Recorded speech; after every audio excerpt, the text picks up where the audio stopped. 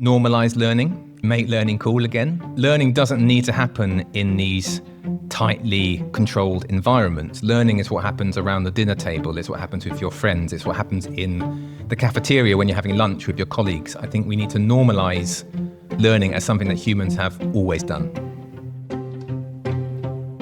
You're listening to How to Make a Leader, a leadership development podcast from Big Think Plus, where we take the best ideas from the biggest minds in learning and development and distill them into actionable insights. I'm your host, Hannah Beaver. Our guest today is Jonny Thomson. Jonny used to teach philosophy in Oxford and has since amassed 2 million curious minds across Substack, YouTube, Facebook, TikTok, Instagram, pretty much any platform you can think of. He's now a Big Think columnist, the face behind the Mini Philosophy brand, and an award-winning author of 3 books. Jonny is not only a brilliant mind, but he's also one of my good friends, and so I'm very excited to be talking to him today. Very happy to be here. Can't wait to talk all things L&D. So Jonny, can you tell me a little bit more about your work? I want to hear your story and how you got to where you are today. Well, where I am now is I run the social media accounts called Mini Philosophy, which is part of Big Think. A long time ago, I was a teacher in Oxford, and in my holidays, I was kind of twiddling my thumbs. This was long before I had a family and a hobby. I would think, what can I do with my time? So I set up a social media account, which was actually on Tumblr back in the day. And what I would do is I would have these minimalist images that I would make in Photoshop, and I would have a caption, about a 2,200 word character caption, and explain philosophy. That did okay, and then I moved it across to Instagram and then took up a little bit there, got about 20,000 followers from that. So people obviously liked what I was doing. And then I started to do videos, short form philosophy content, where I explain philosophical ideas in 90 seconds, just me talking to camera on an iPhone for 90 seconds. And that just seemed to blow up. And then on the side, I write books. I've got 3 books out already, and I'm currently working on a 4th mysterious project, which I can't quite announce yet. Your topic focus, philosophy, is quite niche. What have you found works best for you when you're sharing information, or you're very much a teacher teaching your audience? So what have you found works best for you?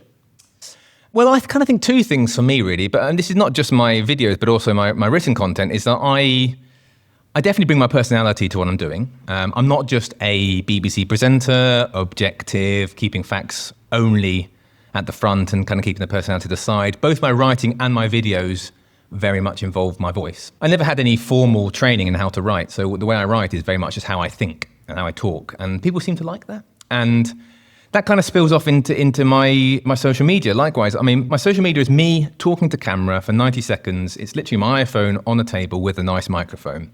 And it's what I was doing as a teacher. It's what I'm doing conversations with friends. And I think people quite like that just natural, everyday kind of seminary vibe that you get at university. I think people appreciate that kind of teaching pedagogic vibe. So that's what worked for me. Mm-hmm.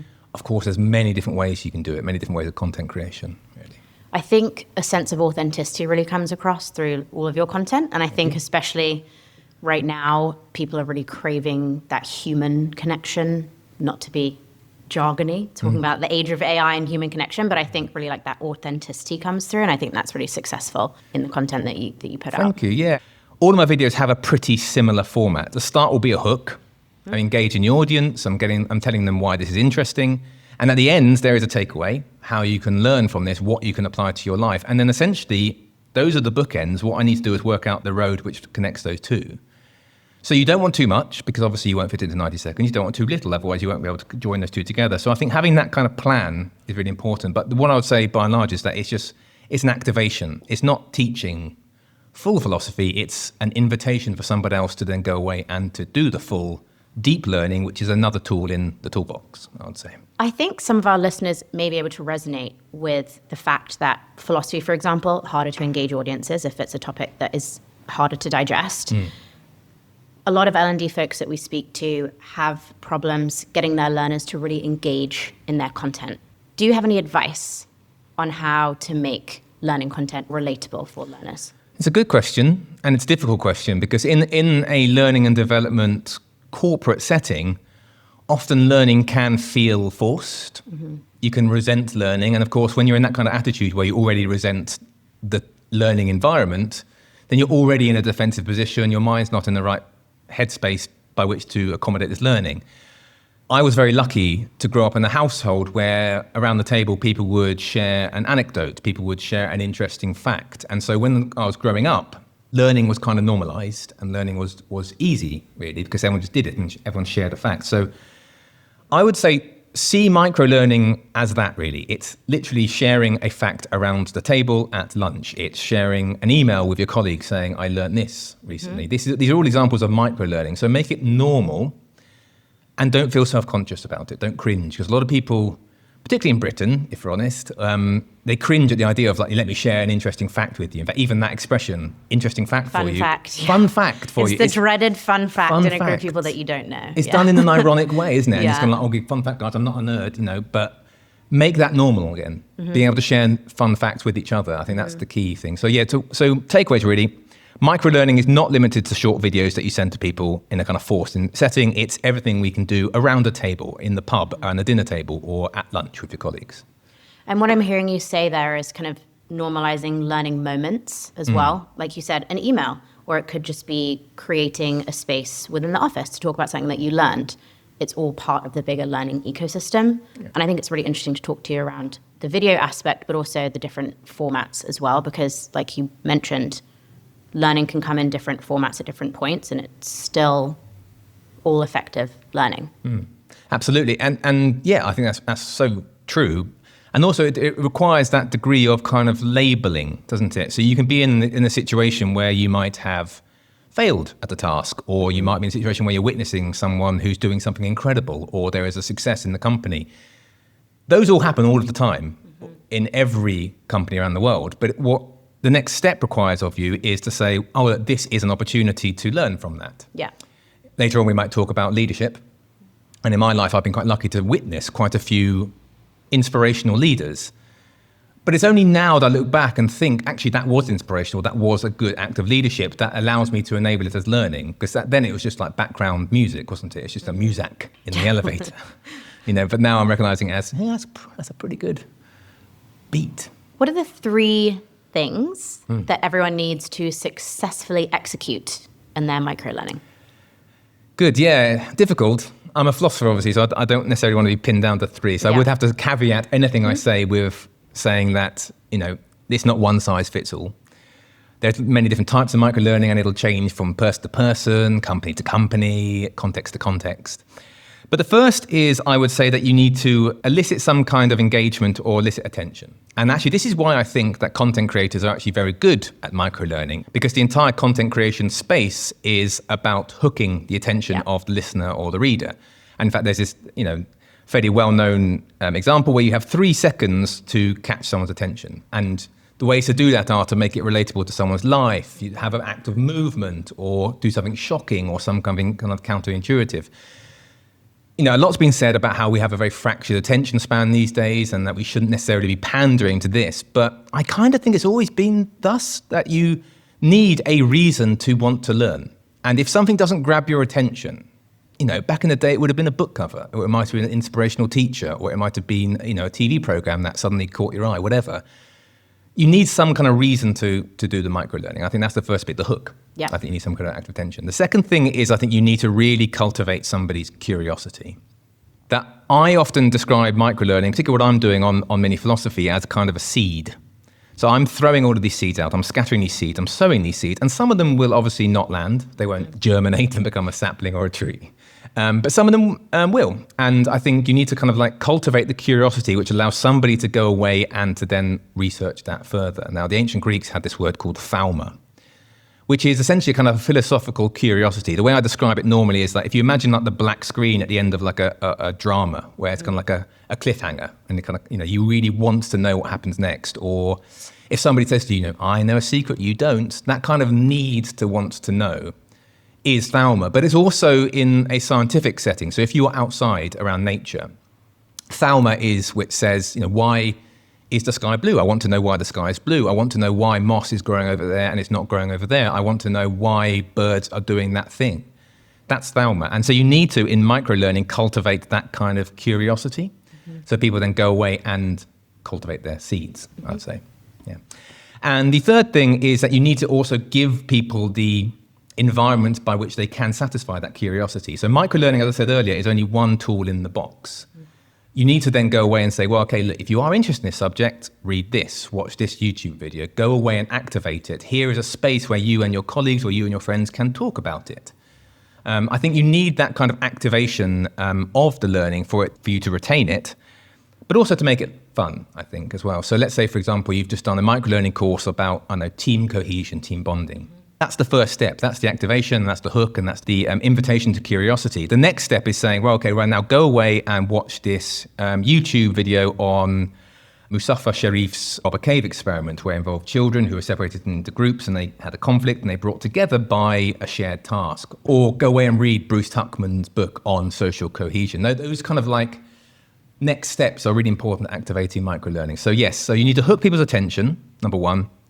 You need to activate or cultivate someone's curiosity, and then you need to give people the resources by which to turn that curiosity into deep, lasting learning. I love the phrase cultivate curiosity. I'm definitely going to hold on to that one and use that one in the future. Thank you.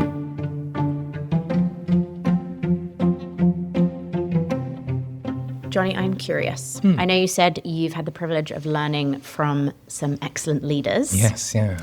What is a leadership trait that all good leaders possess? It's a good question. And it's very hard, of course, to pin down to a few. And so I'm going to slightly do that also, that awkward philosophical thing of fudging the question a little bit and pushing it to... When you say the word trait, I actually prefer the word virtues. Okay. The reason why I like that is because it leads me straight back onto Aristotle, where I'm on my happy ground here. And Aristotle talked a lot about virtues, about living the good life is living according to these certain virtues. And of course, they're not just a good life, but there's also a good leader, there's a good parent, a good brother, a good everything, really. And a good life is that which follows these virtues. And so the next question is, what virtues make a good leader? I've witnessed 3 really good virtues that, for me, in my experience, embody good leadership. And the first is fairness. I distinctly remember I had a boss a few jobs ago who... He wasn't always well liked by everybody, but that didn't matter because he was very well respected by everybody. And the reason why he was respected by everybody was because he enforced the rules the same for everybody. Whether you were new or old, whether you'd been there for years or whether you had just joined the company, it didn't matter. Here are the rules and this is what I'm going to do. He played a very straight bat and that's what got him a lot of respect. So I think fairness is really important to leadership. Second thing is I think you've got to work hard. That if you're a leader, you often get paid more. And I should say, actually, that not everybody has to become a leader. But if you do want to become a leader, I think you have to accept that with more money comes more work. I think you have to be willing to roll up your sleeves and to muck in. That I have had a few bad leaders in the past who you felt as if they were delegating too much. Now, obviously, you should delegate as a leader and as a manager, but you felt as though the delegation was reaching the point where they weren't actually doing much work themselves. And then, of course, you have the team all whispering in the There's animosity. Cafeteria. Yeah. They're saying, what does he actually do? What does she actually do? And, it seems to me they're just telling us to do the work. It might not always be the case, but you need to work hard, I think, if you're a leader. And the third thing is I think you need to be optimistic. Because even if you are negative in your own private thoughts, and even if you think that the company's going to go under next year and stuff, you need to put on a kind of front. You need to lead from the front. You need to motivate people. You need to bring people along with you. So I'm a massive Lord of the Rings fan. I am a Lord of the Rings nerd, okay? It doesn't surprise me. I grew up on a diet of Middle-earth. And in the Lord of the Rings books, that is actually in the deep lore, it's in the Silmarillion, actually. There's the idea of the rings of power, and Gandalf has a ring of power. Now, all of these rings have different powers.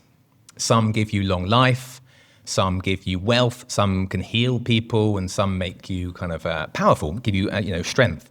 But the ring that Gandalf has is hope. And so Gandalf gives fire to people because of this ring. And I think that's a really important, the reason why it's one of the most powerful rings in Tolkien's work is because if you haven't got hope, then you won't work hard. Whereas if you have got hope, you will work hard. And so I think that optimism needs to come from the leadership. And I think that does trickle down into the company. And if you don't have that, I don't think you should be a leader, really. I really like those. I don't think we've had those from prior guests. So unique responses. A unique response involving Thank you so Gandalf much. from I the love Silmarillion. it. I love it. Yeah. And in the spirit of how to make a leader, Yes. what is the best piece of leadership advice that you've ever received? Again, I'm sorry, it's going to be a rubbish answer. It's going to completely fudge it. And I actually say that I personally think that advice is almost always going to be insufficient. Because in my mind, leadership and also working generally is a practical skill. Mm-hmm. And as all practical skills, you learn best by doing it. You have to actually work at leadership to become a good leader. And also, again, as Aristotle says, that with practical skills, you should imitate other people first.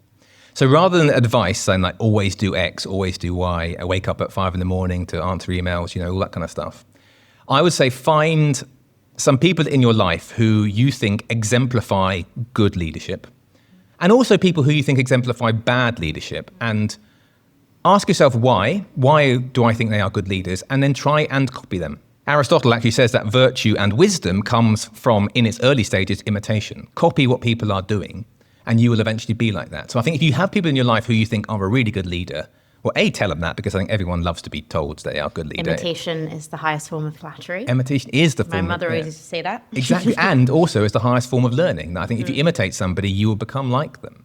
So not advice, I would say find someone in your life who thinks is a good leader and do what they do. Identify people in your life who are a bad leader and don't do what they do, because I'm sure everybody listening has got an example in their heads of somebody who was a bad leader. If listeners could take away one piece of advice from today's conversation, what would that be? I think it would be to normalize learning and to make learning cool again, that learning doesn't need to happen in these tightly controlled environments. Learning is what happens around the dinner table, it's what happens with your friends, it's what happens in the cafeteria when you're having lunch with your colleagues. I think we need to normalize learning as something that humans have always done. Thanks for listening. For more from Jonny, check the show notes where we've linked his social media and his newsletter. For more from How to Make a Leader, make sure you subscribe so you never miss an episode. We'll be back next month as we learn how to make a leader.